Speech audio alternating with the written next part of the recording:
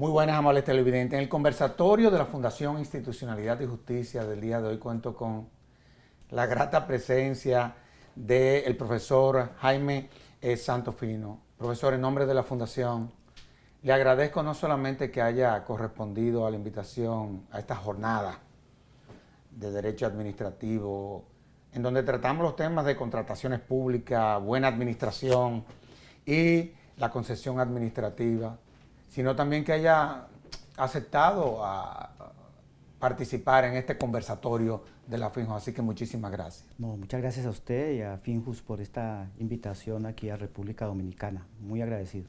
Cuando hablamos de contratación pública, buena administración, ¿de qué es de lo que se trata? Contratación pública es nada menos y nada más que el principal instrumento que tienen nuestros estados para llevarle soluciones a las necesidades públicas. Es el mecanismo que ha sido diseñado históricamente para poder dar soluciones prácticas a necesidades evidentes, ciertas. Implica inversión de presupuesto, consecución de recursos, generación de patrimonio público, que es lo más importante. El crecimiento de nuestros países se hace básicamente a través de una buena contratación estatal. ¿Por qué, por ejemplo, en la actual coyuntura, yo creo que nunca se había hablado tanto de transparencia? ¿Será que eso es lo que menos ha habido en todos estos procesos? A ver, la transparencia surge en el Estado democrático como una exigencia a los administradores públicos, porque los casos son muchos los que se han detectado donde no hay buenos manejos de los presupuestos, hay manipulación de la contratación, se rompen columnas vertebrales del sistema democrático, constitucional y económico, la economía de mercado está en juego, se vulneran los bienes propios de la competencia. Entonces eso genera unas situaciones en relación con el interés público, interés general, de afectación profunda, que es lo que se está advirtiendo en nuestros países en los últimos años. Por eso se habla de transparencia, y a través de la transparencia se habla de la planeación, se habla de la exigencia de participación, se habla de respeto a reglas mínimas, que es lo que la sociedad le está exigiendo a los gobernantes. Que los gobernantes existen es para que nos den soluciones y no para que se roben los presupuestos públicos. Claro, generalmente las figuras, las funciones desde la administración se rigen sobre la base de una serie de principios. ¿Cuáles son los principios que regirían una buena administración? En materia contractual, básicamente, la transparencia, el acceso, la posibilidad de una amplia participación de oferentes, el manejo transparente de los recursos del Estado, la buena fe de los gobernantes, claro. Que es fundamental. Un gobernante de mala fe es un gobernante que va a manipular, que va a usufructuar del recurso público, que es el recurso de todos. Principios como los de la planeación, que le hacía mención hace un momento, que los proyectos que se desarrollen por parte del Estado sean los adecuados, los necesarios, los que realmente requiere el colectivo, y que no sean proyectos improvisados donde el recurso público se va a perder, sino que sean realmente los que corresponden a las necesidades. Y yo creo que es lo mínimo que se le puede pedir a un gobernante, desde el punto de vista de la administración y de la buena administración. Yo le hago la pregunta porque cuando uno trata de tener una visión comparada respecto a las normas que en materia de contrataciones existen, yo diría que en el mundo, aun cuando los principios son los mismos, las normas son diferentes. Cuando uno se va, por ejemplo, a la norma de compras y contrataciones de la Unión Europea, bueno, ahí hay una armonía, pero ya en América Latina, en países como los nuestros, cada uno de los países tiene, y cuando uno lee los textos, las normas son totalmente diferentes. ¿Por qué esa situación? Honestamente hablando, se lo digo, me llama la atención porque aquí estamos trabajando en una reforma a la ley de compras y contrataciones y concesiones. Y evidentemente uno trata de ver las experiencias desde el punto de vista del derecho comparado. Oye, y uno encontrarse con esa realidad se sorprende. ¿Qué es lo que pasa con...? Bueno, yo creo que hay un gran rezago en América Latina desde el punto de vista del concepto de soberanía para dictar normas Claro, en materia contractual. claro. Lo que se debe luchar en este momento es por propugnar una serie de normas uniformes en nuestros países que no impliquen romper criterios de competencia del Congreso de nuestros países, del legislativo, pero que sí faciliten a través de normas uniformes la posibilidad de una amplia participación, por ejemplo, de oferentes extranjeros en los mercados nacionales. Eso hay que luchar por eso, no por el ingenio de crear normas propias que muchas veces entorpecen los procesos de integración. Eso le corresponde a las autoridades nacionales hacer unos amplios debates sobre estos temas. Yo soy de los que propugno porque se unifiquen los procedimientos y las disposiciones, porque los mercados ahora son globales. Los estados ya no solamente contratan en mercados internos, sino que las necesidades hacen que se proyecten hacia mercados externos. Los proponentes vienen de cualquier parte del mundo. Las obras públicas requieren muchas veces la presencia de contratistas que no son necesariamente los nacionales. Evidentemente. Entonces eso hay que propugnar es por una línea de construcción de una legislación uniforme en todos los países. Inclusive hay algunos proyectos promovidos por Naciones Unidas en relación con los procedimientos uniformes en materia contractual. Algunos países han avanzado, por ejemplo Chile, en Colombia se está tratando de mantener unas reglas uniformes compatibles con contrataciones similares en todos los países. Bueno, en fin, eso es algo que hay que comenzar a construir. No, y además ya comienza a desarrollarse un derecho administrativo transnacional. Claro. O global, digámoslo así. Claro, el tema de la integración, el tema de los tratados internacionales, el tema de no concebir este mundo como un derecho nacional frente a un derecho internacional, sino un derecho único, un ordenamiento jurídico único, todo el tema, por ejemplo, de la convencionalidad económica. Claro. Todo eso nos lleva es precisamente a tener el mismo lenguaje en cualquier rincón del universo. Ahora, usted hablaba de la planeación. ¿Cómo se materializa la necesidad de esa planeación? ¿Cómo hacer en la práctica? ¿Cómo hacer efectivo esa planeación? La planeación tiene Porque que eso ver... es fundamental, ¿eh? Claro, tiene que ver con algo elemental, que no se improvise en materia de contratos. Que los estados hagan los contratos que correspondan a la medida de las necesidades.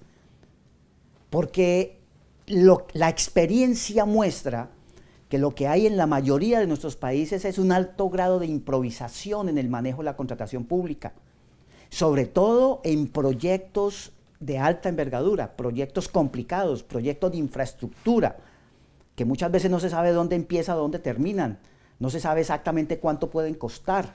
Ahí entra la previsión. Claro, entonces le corresponde al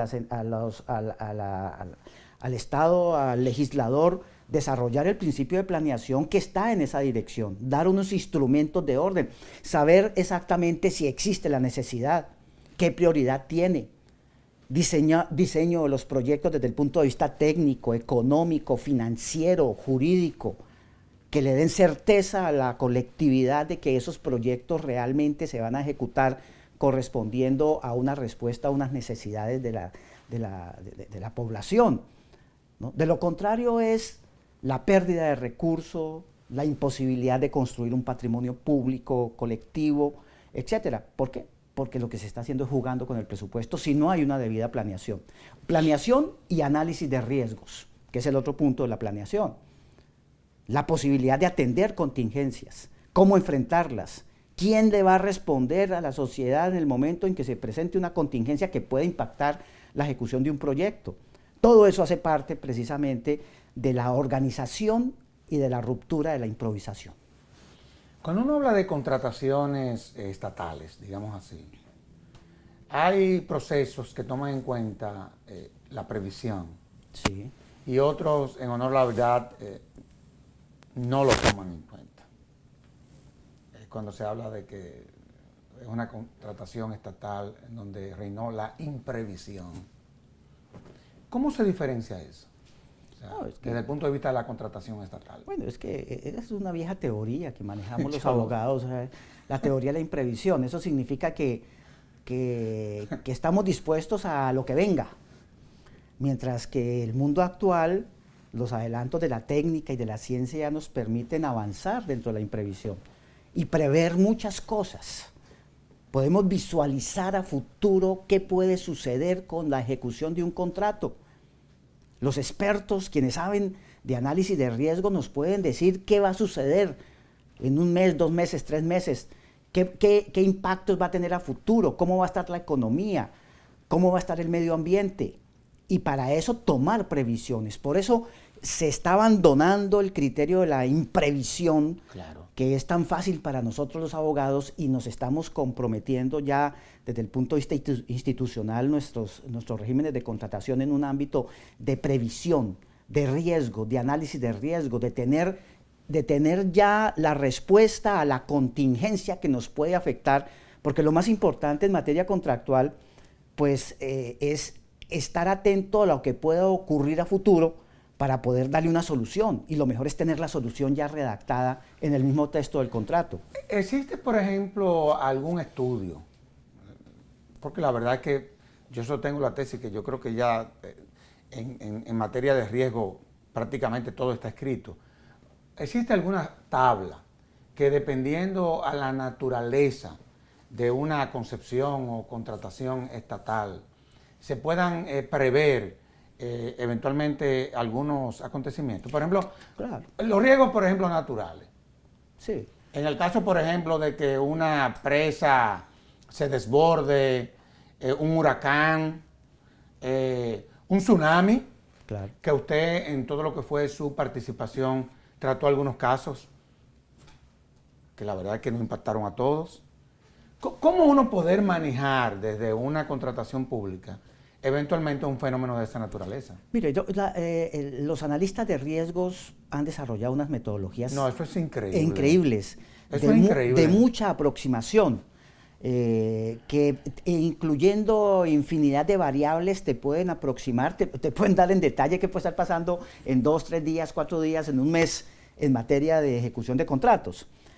Hay unas tablas ya desarrolladas, hay muchas tablas de metodologías en materia, por ejemplo, de contratos de infraestructura, de contratos de APP, de contratos de concesión. Precisamente en la presentación que hacíamos acá en República Dominicana destacaba un trabajo histórico muy importante del profesor Jaime Guasch, que se llama Contratos en Infraestructura, cómo hacerlos bien, o Contratos de concesión, cómo hacerlos bien, donde desarrolla toda una metodología y sugiere algunas tablas de clasificación de riesgos para que sean utilizadas por los países. Pero eso es simplemente aproximaciones, porque el riesgo de cada contrato pues hay que medirlo en relación con ese contrato. Pero eso sí, lo que sí sabemos en este momento es que quienes hacen estudios de riesgos son unos expertos, son unos magos, una especie de brujos que ya tienen la metodología y las variables suficientes para decirnos por dónde puede ir un contrato y qué lo puede impactar. Y lo más importante desde el punto de vista jurídico es que si el contrato prevemos que va a ser impactado, es tener listas las soluciones para que después no nos sorprendan y esos contratos terminen judicializados, o esos contratos nunca se terminen, o esos contratos terminen en conflictos insolubles para los estados. Esa es la ventaja de una buena planeación. Claro, claro. Sí. Ahora, cuando hay, por ejemplo, una sujeción, se presenta una sujeción imprevista, ¿cuál sería eventualmente la responsabilidad del Estado? Bueno, si hay una buena planeación, ya en el mismo contrato sabemos ese imprevisto quién lo puede asumir. Si hay una mala planeación, lo más seguro es que eso termine judicializado.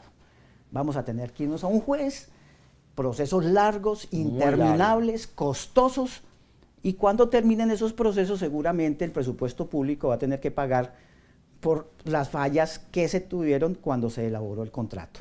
Eso es lo que...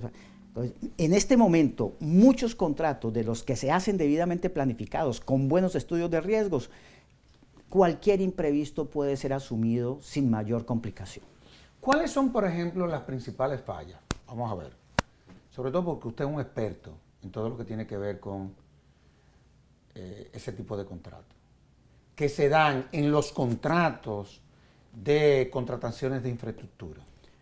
Mira, muchas. Ahí causas de la naturaleza, problemas de estructuración, fallas de ejecución. Cuando hablamos de problemas de estructuración, ¿a qué usted se refiere? Mal planeados los contratos. Ahí colocábamos precisamente, analizábamos el caso famoso del puente de Chile en Valdivia, que les quedó mal armado. Y la discusión es, ¿el proyecto estaba bien hecho o estaba mal hecho? ¿O fue un problema de simple ejecución? ¿No? Entonces, entonces, ese es un problema de estructuración, pero en este momento hay otro problema mayor, que ya los analistas de riesgo están incorporando en sus tablas de riesgos, que es el problema político y el problema corrupción. Claro.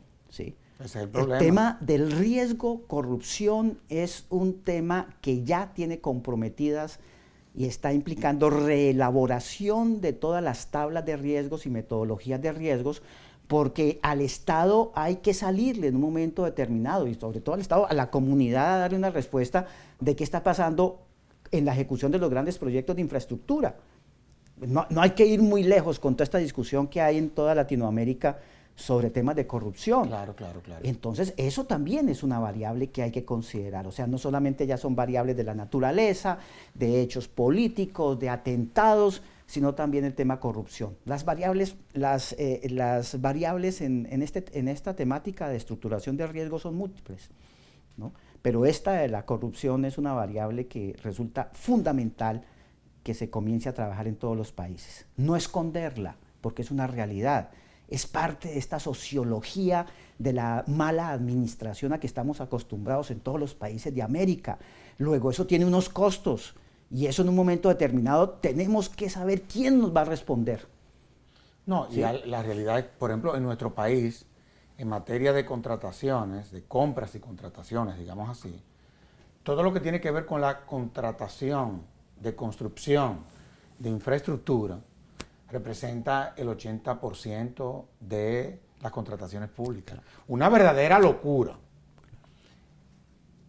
Y más aún cuando tenemos una ley de compras y contrataciones que el tema de las contrataciones de obra aparece en 2 artículos, en donde no hay un régimen de nulidad, en donde el sistema de consecuencias se limita única y exclusivamente a sanciones de carácter administrativo. No hay una sanción penal.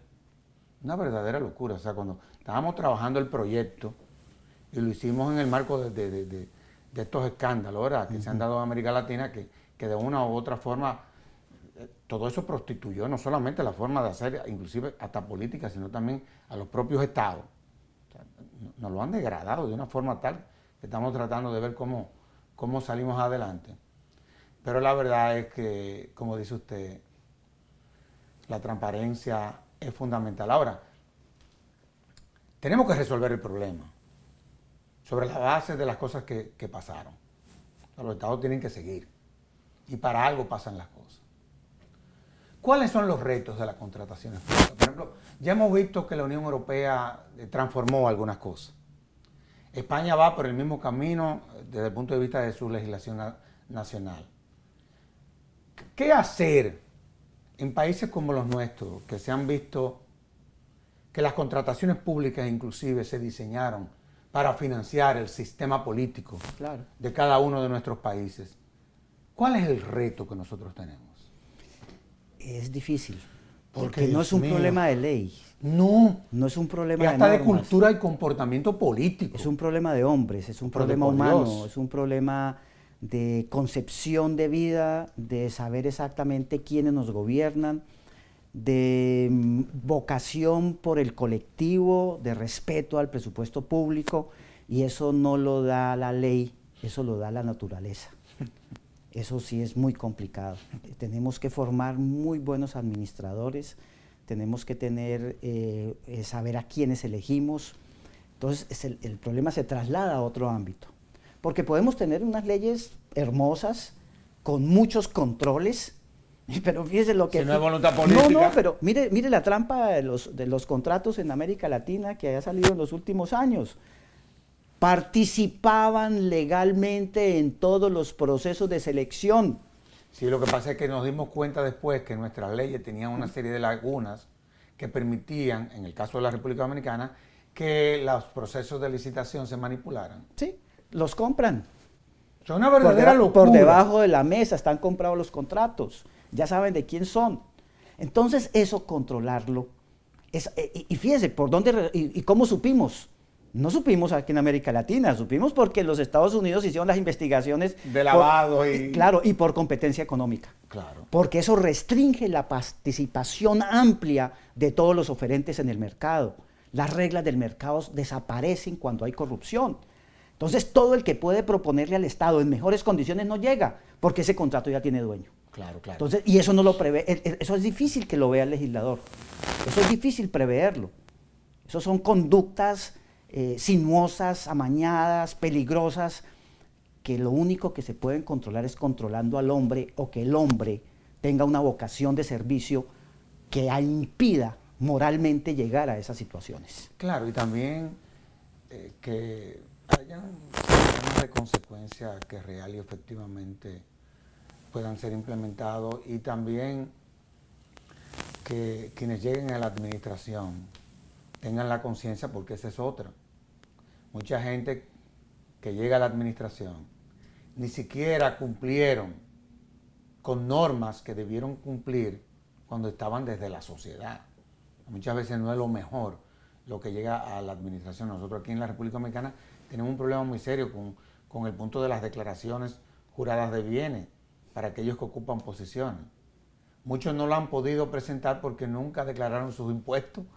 Entonces, no es justo que gente que no haya cumplido con su deber y su obligación esté ocupando una posición en la administración pública. Claro. De todos modos, profesor, el tiempo se agotó. Es agradable conversar con usted. Muchas gracias. Y cómo en tan poco tiempo, digámoslo así, y holísticamente pudimos tratar estos puntos.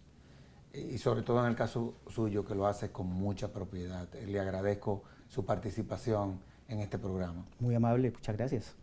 Y a ustedes, amables televidentes, vamos a hacer una pausa y de inmediato volvemos con nuestro próximo invitado.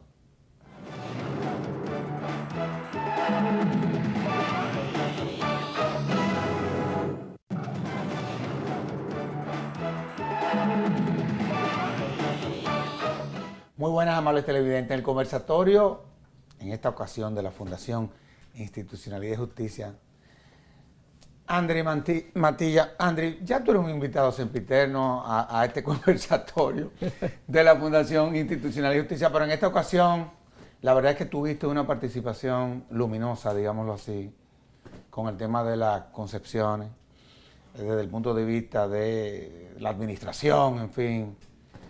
Y te agradezco una vez más que haya correspondido al llamado de la Fundación. No, la verdad que el agradecido siempre soy yo. Yo, como tú dices, me siento en casa, en familia, y agradecer siempre que la Fundación tenga la deferencia de invitarme.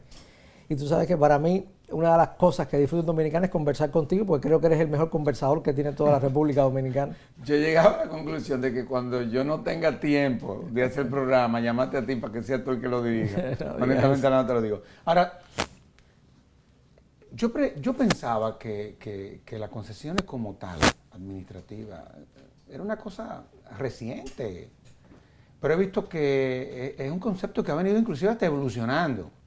¿De qué es de lo que se trata? ¿Cuándo surge? Y al día de hoy, si podemos tener una definición, digámoslo así, de qué es de lo que se trata cuando uno habla de concesión administrativa. Mira, la concesión administrativa es una de las técnicas jurídico-administrativas más tradicionales que tiene el derecho administrativo. Por lo tanto, no es una técnica nueva, es una técnica antigua.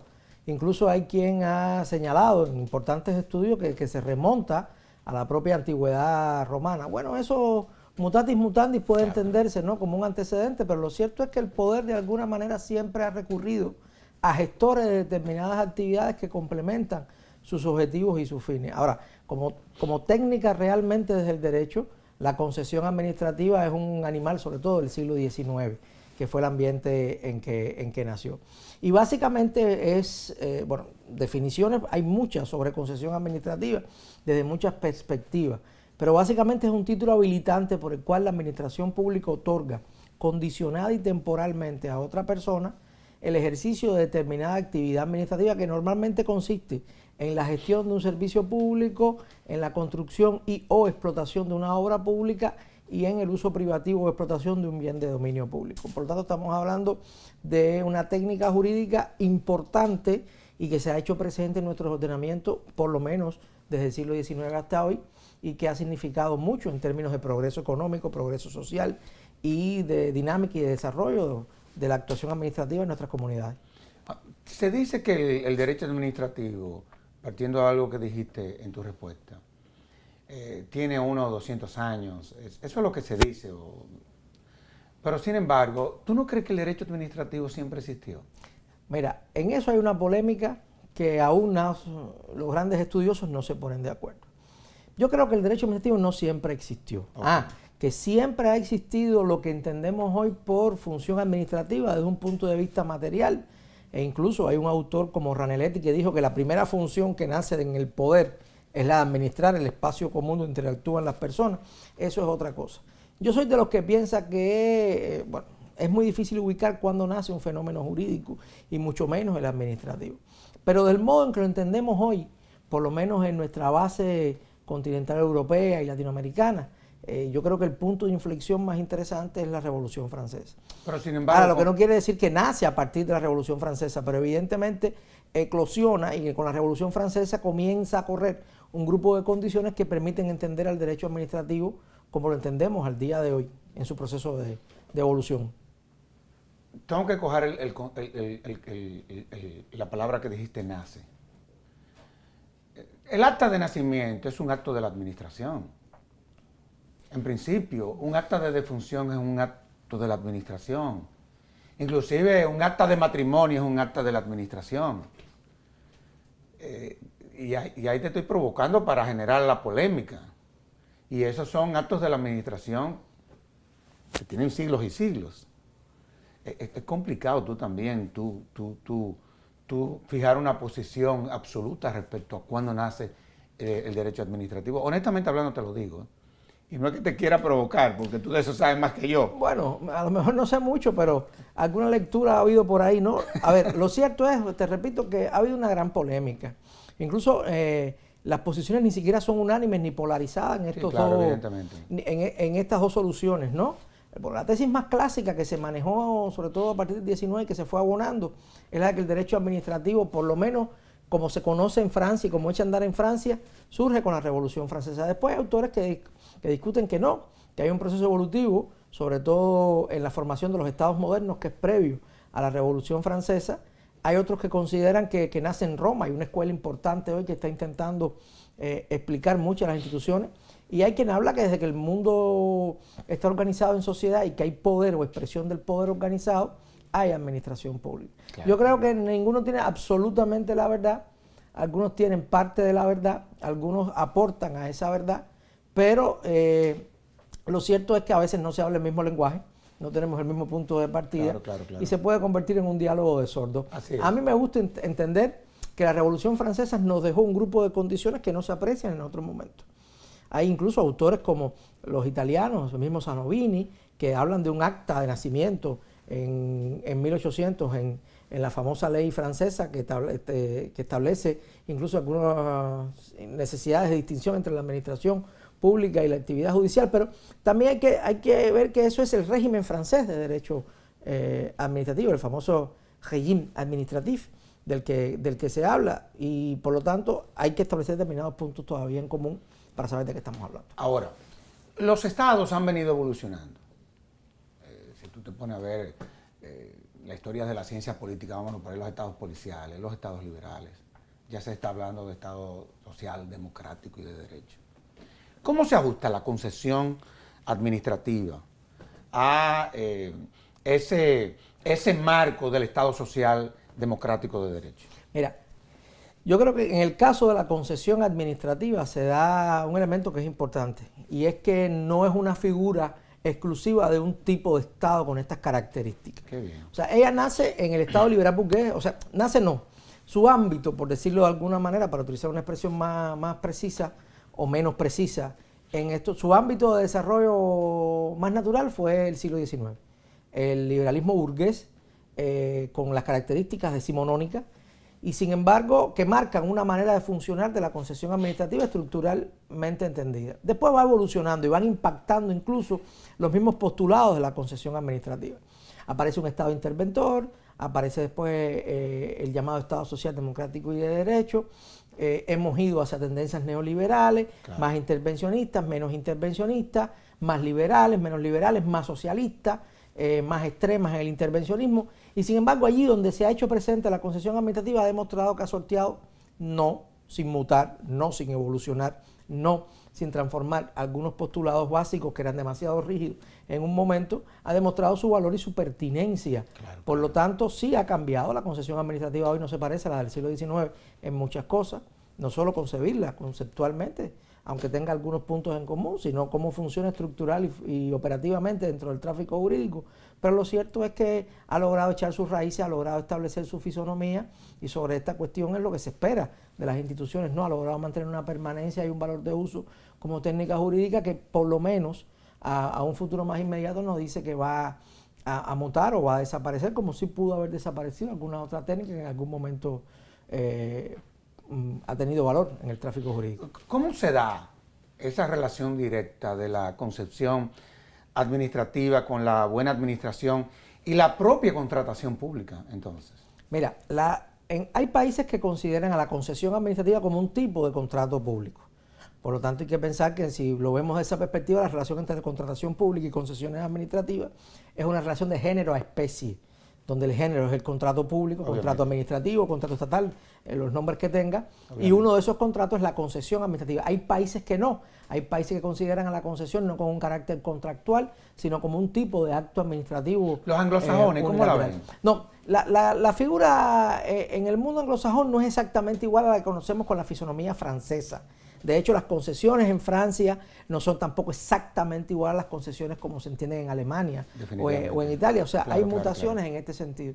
También parte de las características del tráfico ius público en el mundo anglosajón, en el mundo continental europeo, que tiene determinadas características. Ahora, lo cierto es que sí hay en común que el poder siempre recurre a otros sujetos, casi siempre privados, para gestionar determinadas actividades de interés público.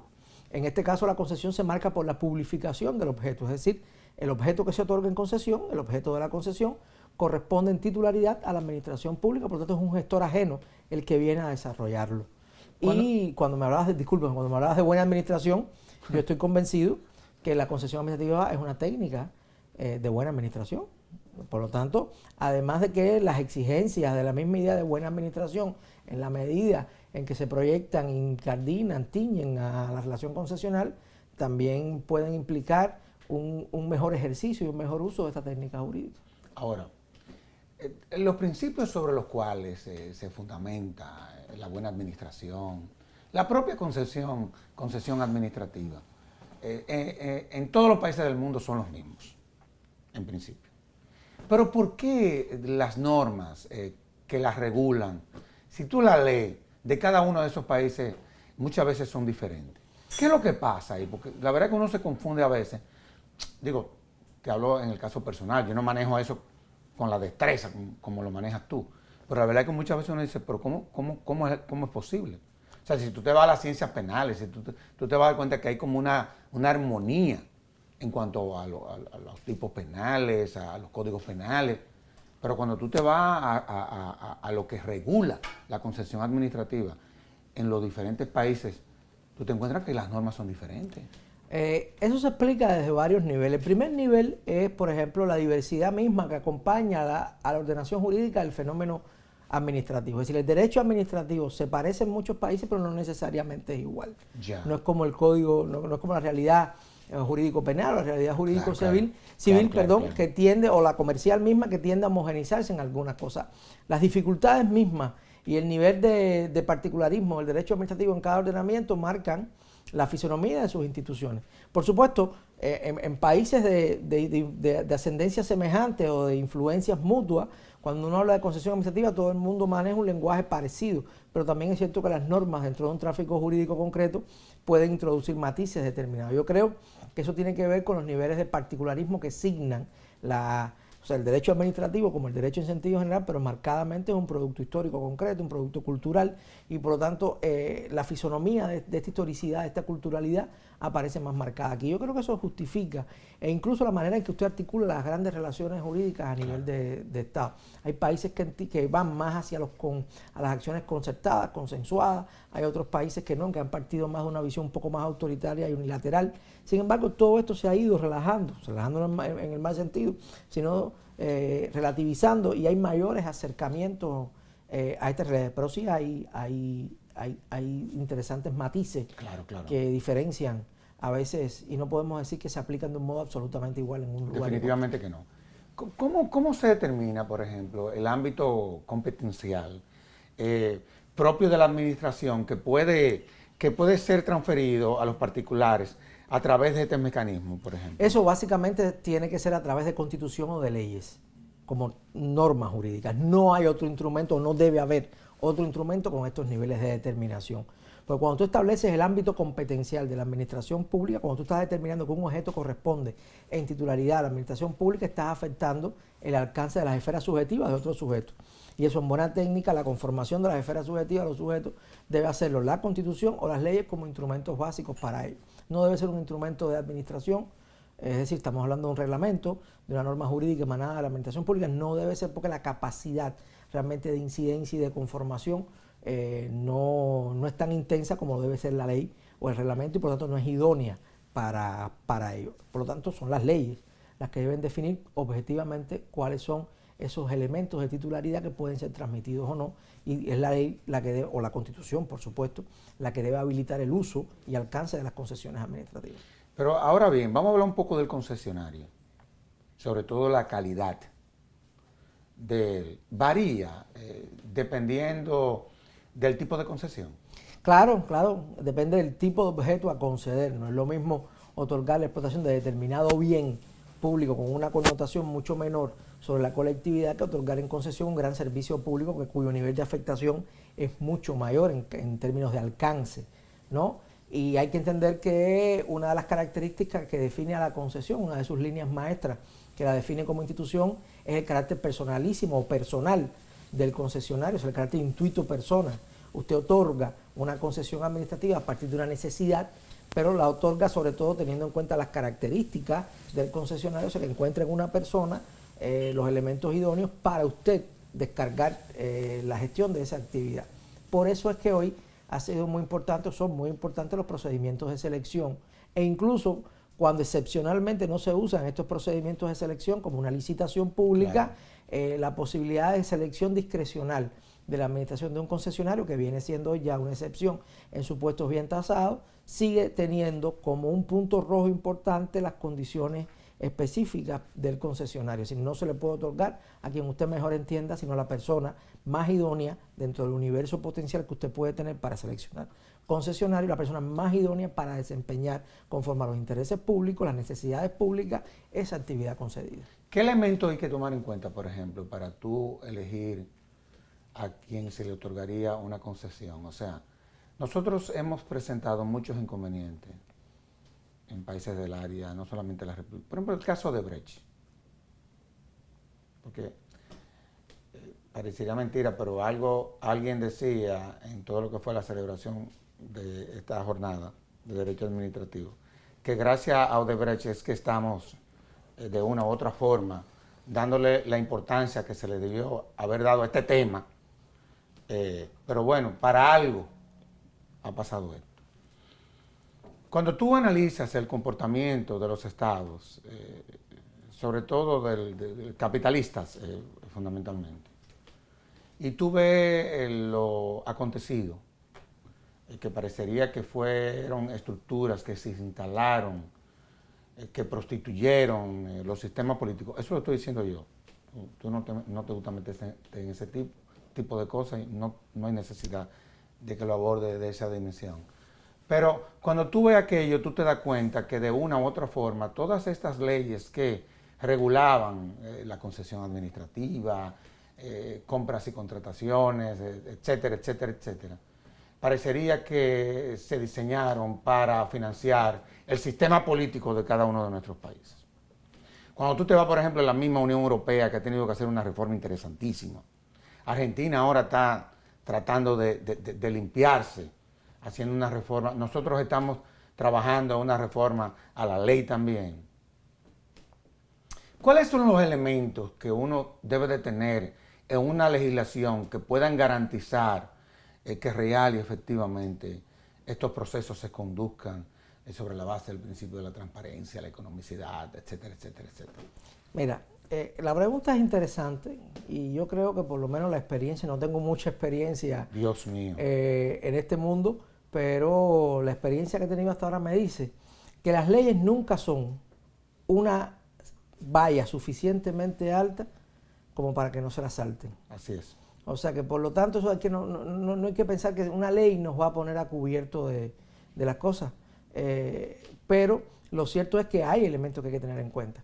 Incluso la selección de un concesionario no es algo simple. Usted puede decir, pero perfecto, enseñamos todo que hay que elegir al concesionario por las mejores condiciones integralmente entendidas, no solo la cuestión económica, sino técnicas de proyección, pero hay que pensar que la concesión administrativa es un elemento del universo administrativo.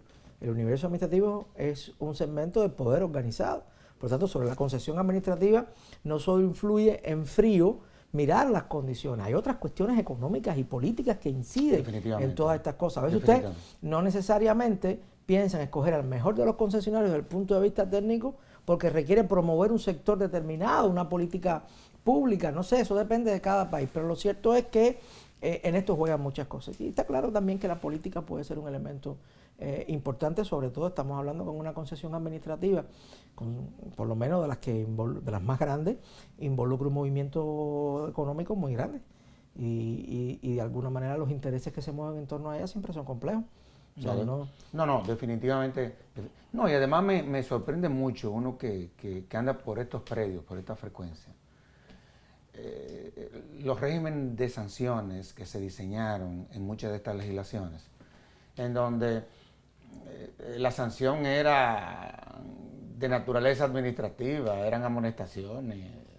Por ejemplo, en el caso de la ley nuestra, no establece ningún tipo de sanción para aquellos que participan en las licitaciones. Y es la destitución, o sea, no hay un régimen de nulidades, una verdadera locura. Una verdadera locura. Andri, en nombre de la Fundación, gracias una vez más por la verdad que tú eres preciso, conciso, pero macizo. Y hablas con mucha claridad. Gracias por haber correspondido a la invitación a este conversación. ¿Y en qué momento? O sea, es que es tan oportuna tu participación en un tema que real efectivamente ha generado un debate, yo te diría que en todo el mundo, en la actual coyuntura. Yo sé que estamos viviendo tiempos, la palabra no es convulso ni no. Pero complicado. Yo creo, voy a utilizar una palabra neutra. Estamos viviendo tiempos atípicos, ¿no? De alguna manera, porque ciertamente a veces, por un lado, hay una prédica muy grande en función de la transparencia, en función de luchar contra la corrupción. Sin embargo, la realidad nos está diciendo que hay algo que no estamos haciendo bien, porque los efectos no son los que queremos. El agradecido soy yo, a mí me encanta conversar contigo. Estos son los ratos que tenemos frente a cámara, pero las conversaciones fuera de cámara realmente son deliciosas, porque realmente, ya te digo, yo creo que tú eres el mejor conversador de la República Dominicana y sin hacer pelota a nadie, ya lo sabes. Y segundo, porque uno se siente en casa. La FIJO es un espacio donde realmente uno no solo encuentra amigos, sino que puede conversar de estas cosas donde no siempre el ambiente te permite desatarte, ¿no? Y conversar. Por tanto, el agradecido, créeme que siempre soy yo. Y lo bueno es cuando uno busca gente que habla con propiedad, que es tu caso. No, muchas gracias. Gracias. Y a ustedes, amables televidentes, les decimos hasta la próxima, en donde estaremos en un nuevo conversatorio de la Fundación Institucionalidad y Justicia. Hasta entonces.